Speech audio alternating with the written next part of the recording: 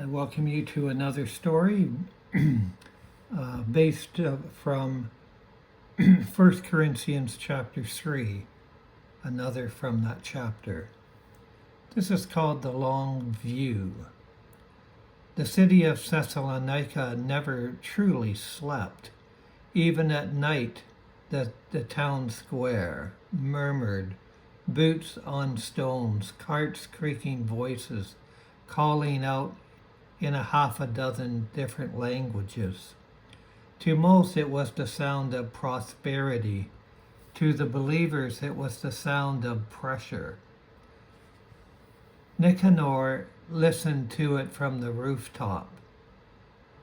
He had learned to watch the city from above when sleep would not come.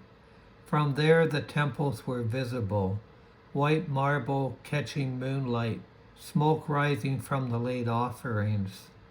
Somewhere below, men drank and laughed, praising gods who demanded much and gave little. Nicanor pulled his cloak tighter. He was not old, but worry had carved lines into his face these past months.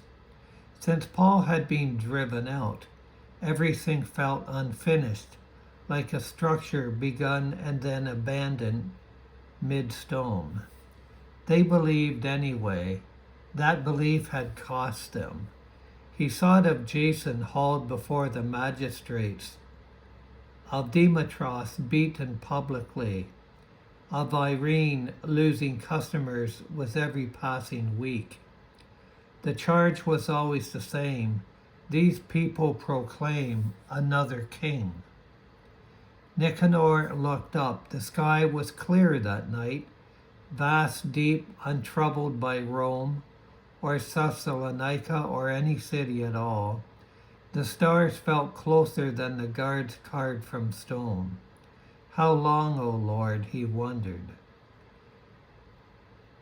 The gathering that evening had been quieter than usual. Fewer jokes, fewer children laughing.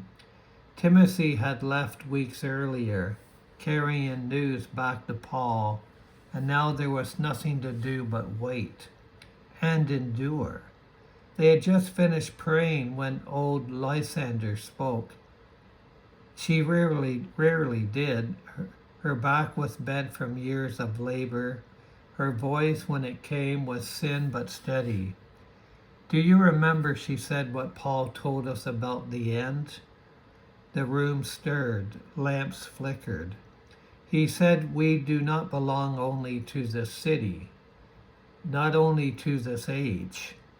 Jason nodded slowly. He said the Lord himself will come. With all the saints, Demetrius added quietly. Lysander smiled. Yes, with all the saints. The words settled among them, not like an argument, but like a weight that steadied rather than crushed. That night, Nicanor dreamed. He had a dream vision. He stood outside the city beyond the gates where the road dipped toward the sea. The sky was darkened not with a storm, but with expectation.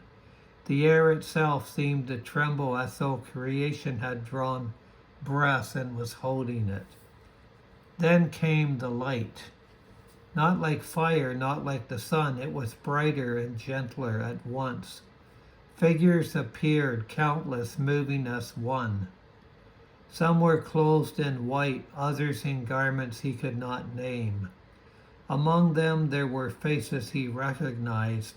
Stephen, whose story Paul had told, prophets whose words he had heard since childhood, even those from Thessalonica who had already died, standing whole and strong.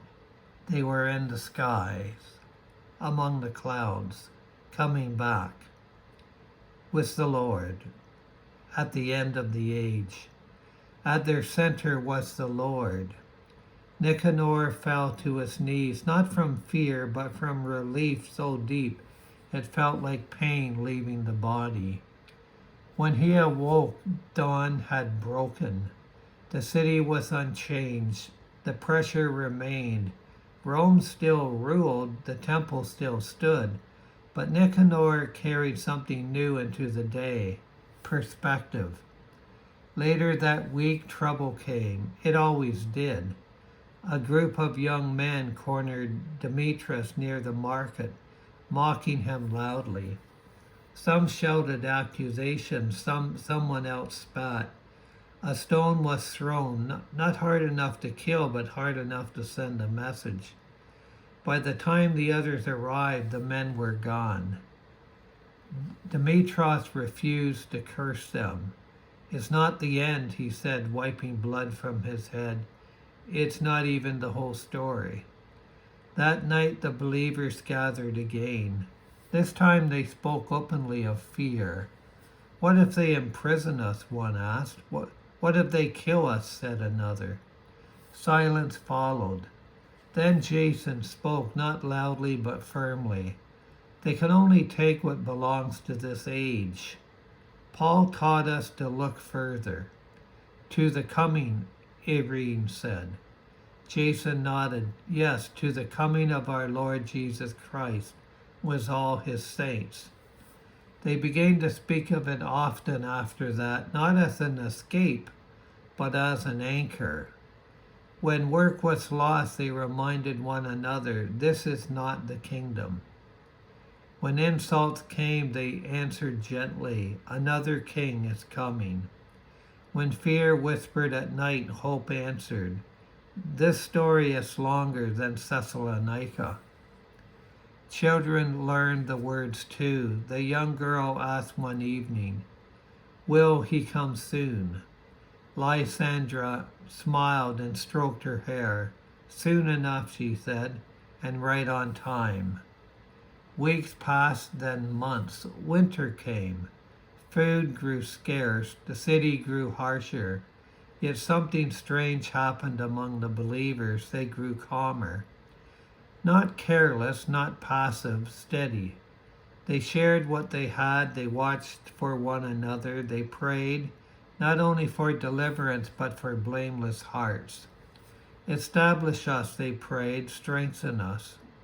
They wanted to be ready, not merely to survive, but to stand. One evening as they prayed, Nicanor felt it again, that quiet lifting of the eyes beyond the present moment. He understood then what Paul had meant. The hope was not only future, it shaped how they endured now. If the Lord was coming with all his saints, then suffering was temporary.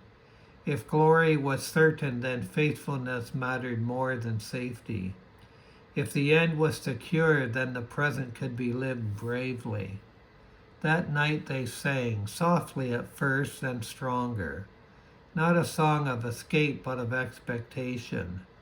Outside, Thessalonica carried on, unaware, unmoved.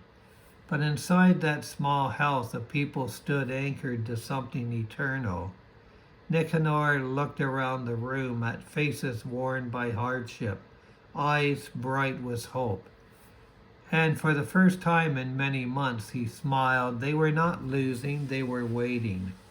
Waiting for the day when the Lord would come, not quietly, not hidden, but in glory, surrounded by saints from every age. And when that day arrived, Thessalonica would be small. Rome would be dust, and faith, quiet, costly, steadfast faith, would be seen for what it truly was: victory. I trust and hope you enjoyed this story. We'll move on to the next one now.